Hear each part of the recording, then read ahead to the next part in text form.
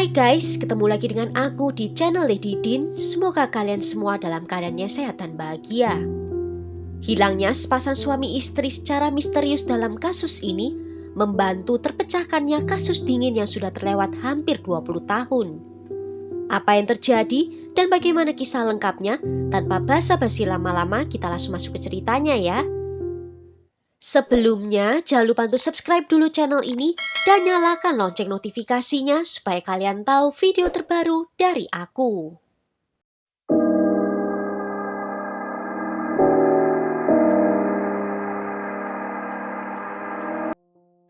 Christy Shawn lahir pada tanggal 3 September 1976 di Madrid, Spanyol.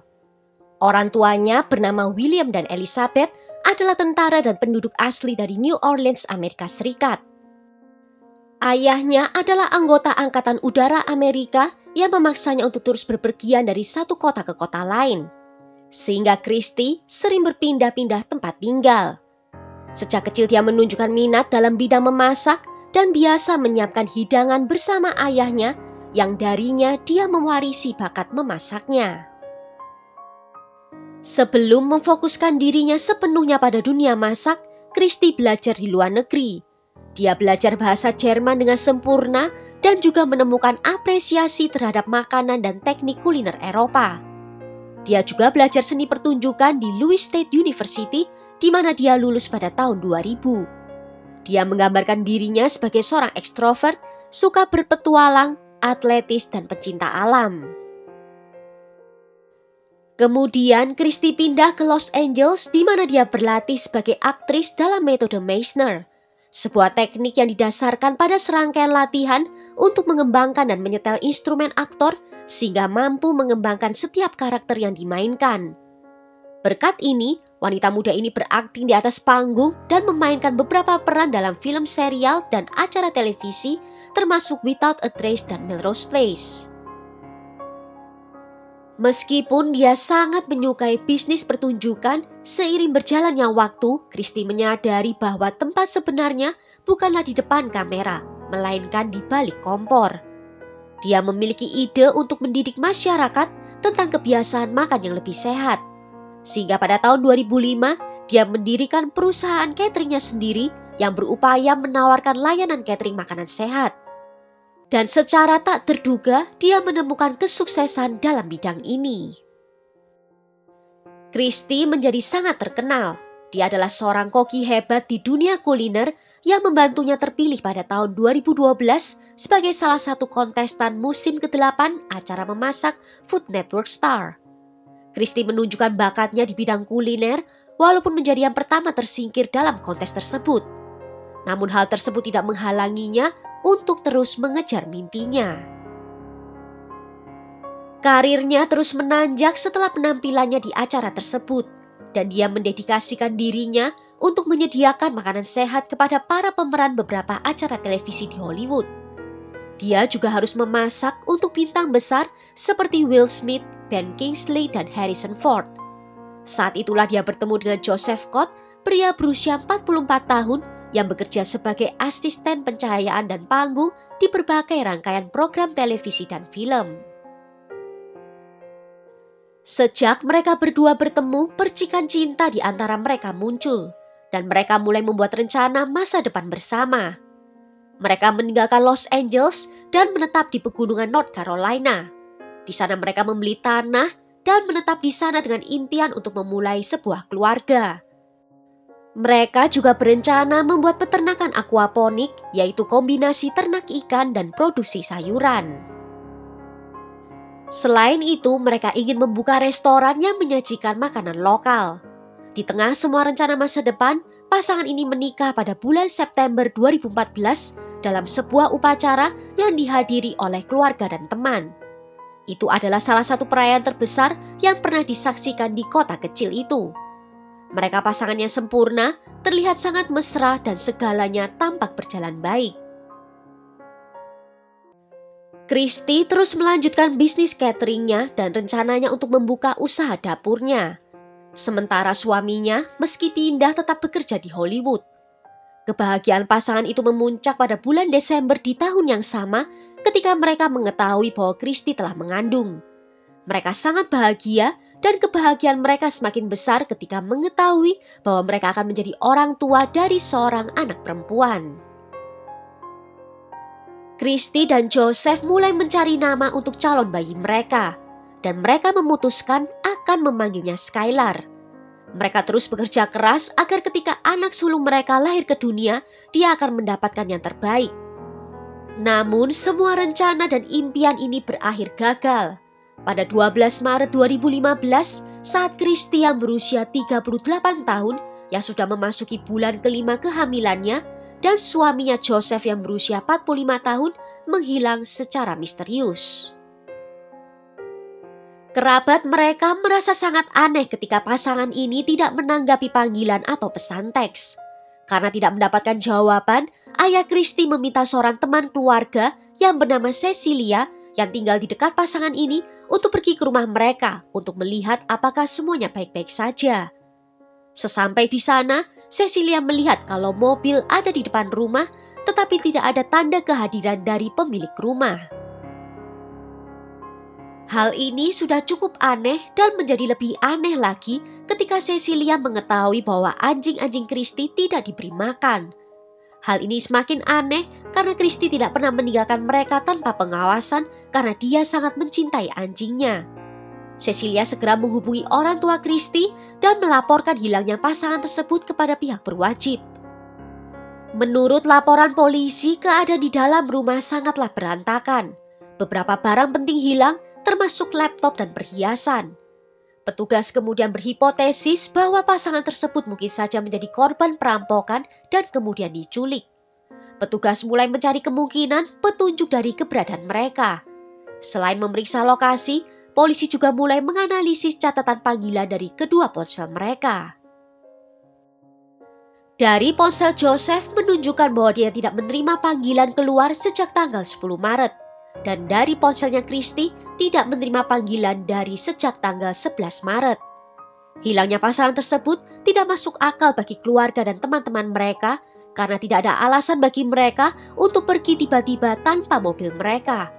Dan mereka juga berhenti menjawab panggilan telepon. Ada yang tidak beres dan polisi masih belum menemukan tanda-tanda keberadaan dari pasangan tersebut. Meskipun peringatan pencarian dipublikasikan di masyarakat, para penyelidik tidak mendapatkan petunjuk apapun, seolah-olah bumi telah menelan Kristi dan Joseph. Tetapi keberuntungan berpihak pada polisi ketika mereka menerima petunjuk yang membawa mereka ke kemungkinan titik terang. Itu adalah telepon dari tetangga pasangan tersebut yang menyatakan bahwa pada malam tanggal 15 Maret, dia melihat sesuatu yang mencurigakan dari salah seorang tetangga lainnya. Tetangga yang dimaksud orang itu adalah Robert Jason Owens, penduduk asli North Carolina yang sebelumnya bekerja dengan pasangan tersebut sebagai petugas pemeliharaan. Robert tidak hanya bekerja di rumah mereka, tetapi juga merupakan temannya dan bahkan menghadiri pernikahan dari Kristi dan Joseph. Dia tinggal hanya 1,5 kilometer dari rumahnya Kristi dan Joseph. Dan malam itu dia terlihat mengeluarkan beberapa kantong sampah besar yang dia tempatkan di tempat pembuangan terdekat. Setelah menerima informasi ini, pada tanggal 16 Maret para penyelidik membawa Robert ke kantor polisi untuk menginterogasinya. Pernyataan pertamanya awalnya menyatakan bahwa dia tidak ada hubungannya dengan hilangnya pasangan tersebut. Namun saat dia diinterogasi, polisi berhasil menemukan kantong yang dia buang dari tempat sampah di mana terdapat beberapa barang yang diidentifikasi oleh kerabat Kristi dan Joseph sebagai milik dari pasangan itu. Ketika dihadapkan dengan bukti itu, Robert tidak bisa mengelak lagi. Dia kemudian mengaku kalau telah membunuh pasangan tersebut pada tanggal 12 Maret, namun meyakinkan bahwa itu semua adalah sebuah kecelakaan. Dan para petugas polisi tercengang dengan kejadian yang dia gambarkan saat dia menceritakan hari naas itu. Saat itu katanya dia sedang bekerja di depan rumah Kristi dan Joseph ketika truknya terjebak di selokan. Melihat itu, Kristi dan Joseph keluar dari rumah untuk membantunya. Robert tetap berada di dalam kendaraan, bermanuver untuk mengeluarkan mobil, sedangkan pasangan itu membantu untuk mendorong dari depan mobil. Robert mengaku kalau dia tidak sengaja menginjak pedal gas dan dia menabrak mereka berdua. Ketika dia menyadari apa yang telah terjadi, dia segera membawa jenazah Christy ke rumahnya sendiri dan dibaringkan di tempat tidur. Dia kemudian membawa tubuh Joseph ke rumahnya dan kemudian memisahkan bagian tubuhnya dengan gergaji listrik. Kemudian dia memasukkan potongan itu ke dalam sebuah kantong plastik besar. Setelah itu dia kembali ke rumah Christy, memindahkan tubuh Christy ke bak mandi dan melakukan hal yang sama padanya. Dia kemudian kembali ke rumahnya dengan membawa bagian tubuh dari kedua korban yang kemudian dibakarnya di tungku kayu miliknya. Segera setelah itu dia kembali ke rumah Christy dan Joseph, di mana dia memindahkan mobil mereka dan mengambil beberapa benda berharga agar semuanya tampak seperti perampokan. Sementara itu, dia mengatakan bahwa benda-benda tersebut telah dijual di Pegadaian. Setelah pengakuan itu, polisi menggeledah properti dari Robert, di mana mereka menemukan sisa-sisa tubuh dari pasangan itu di tungku kayu yang dia sebutkan. Robert langsung ditangkap pada malam yang sama dan didakwa dengan 2 dakwaan, yaitu pembunuhan ganda tingkat pertama dan pembunuhan terhadap janin. Selain itu, polisi juga mendakwanya atas pencurian dan perampokan. Ketika penyelidik bertanya kepadanya mengapa dia tidak melaporkan kecelakaan itu, Robert mengatakan bahwa dia merasa takut karena ini bukanlah kali pertama dia menjadi perhatian dari pihak berwenang. Menurut catatan polisi, Robert dianggap sebagai tersangka utama dalam kejahatan yang terjadi 15 tahun yang lalu. Dia telah diinterogasi tetapi tidak pernah didakwa dalam kasusnya. Kasus itu melibatkan seorang pemuda bernama Seb Quinn yang menghilang pada tahun 2000. Dia bekerja di pusat perbelanjaan tempat Robert juga bekerja di sana. Di malam dia menghilang, dia baru saja selesai shift malamnya dan berjalan keluar dengan seorang pria. Dan setelah pemeriksaan kamera keamanan, terlihat pria itu adalah Robert. Robert segera dipanggil untuk diinterogasi karena dia adalah orang terakhir yang melihat Seb Quinn dalam keadaan hidup. Robert tentu saja membantah tuduhan. Dia mengatakan kalau dia dan Seb berpamitan dan kemudian masing-masing pulang dengan mobilnya. Namun penyelidik juga menemukan bahwa Robert menelpon ke tempat kerjanya dengan berpura-pura menjadi Seb. Dia meminta izin sakit yang menyebabkan polisi semakin curiga padanya. Tetapi karena tidak memiliki bukti kuat yang memberatkan Robert, sehingga setelah beberapa bulan penyelidikan tanpa hasil, kasus ini terhenti. Di pengadilan, jaksa wilayah memperingatkan bahwa terdakwa telah mengakui kejahatannya yang dia gambarkan sebagai pembunuhan paling meresahkan yang pernah dia selidiki. Setelah mendengarkan argumen jaksa, hakim memerintahkan penahanan preventif terhadap terdakwa dan dia dipindahkan ke pusat penahanan daerah di mana dia akan tinggal sampai persidangannya dimulai. Pada konferensi pers, syarif daerah mengungkapkan rincian tentang kematian Christy dan Joseph dan juga penyelidikan yang mereka lakukan. Dia menunjukkan bahwa karena keadaan buruk dari sisa tubuh yang ditemukan, penyebab kematian belum bisa ditentukan. Terlepas dari kekejaman yang terjadi dalam insiden tersebut, jaksa menyebutkan bahwa belum diketahui apakah mereka akan meminta hukuman mati atau tidak. Kematian Christy dan Joseph membuat orang yang mencintai mereka terkejut. Baik keluarga maupun teman-teman mereka masih berharap pasangan tersebut akan kembali ke rumah dan siap menyambut kelahiran putri mereka. Kematian tragis pasangan ini juga menimbulkan guncangan tidak hanya di kalangan keluarga dan tetangga, tetapi juga di antara tokoh-tokoh yang pernah bekerja dengannya.